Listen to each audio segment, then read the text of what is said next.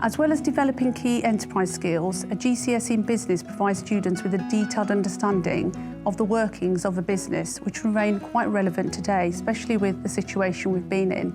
You will continue to remain in this situation. Business is very dynamic, it's always changing, and we teach students about how businesses can actually deal with changes. We look at globalisation. Obviously, a lot of businesses now are globalised due to e-commerce. E-commerce and also social media, technology has become a massive part of GCSE business.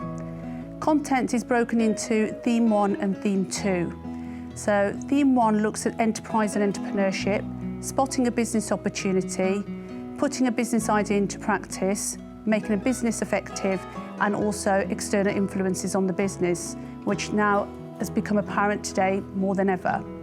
The second theme we'll look at in sort of year 10 and year 11 is building a business. So how do businesses grow? We look at internal, external sources of finance to help them grow. We look at inorganic, organic growth.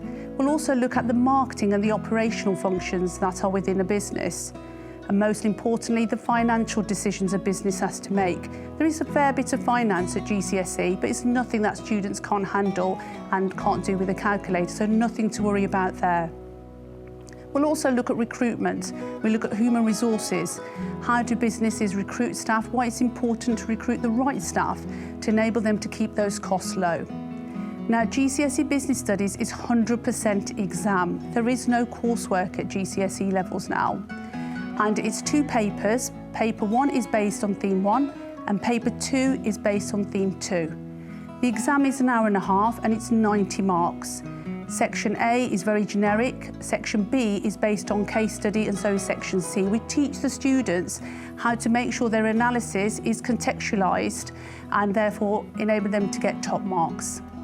The finance section of the business GCSE syllabus includes things like revenue, cost and profit. We look at break-even. I mentioned source of finance, cash flows, percentage change, calculating interest. So we look at interest rates, unemployment, inflation, taxation. That's maybe more sort of the harder sections of GCSE. We also look at, in Theme 2, gross profit margins and also net profit margins and the difference between the two. We look at how we expand and how we look at average rate of return in order to make sure that we're making the most of the investments that we're making. And also, most importantly, understanding business performance, because only once when we can understand how business perform can we think about moving forward. So hopefully you'll enjoy business studies.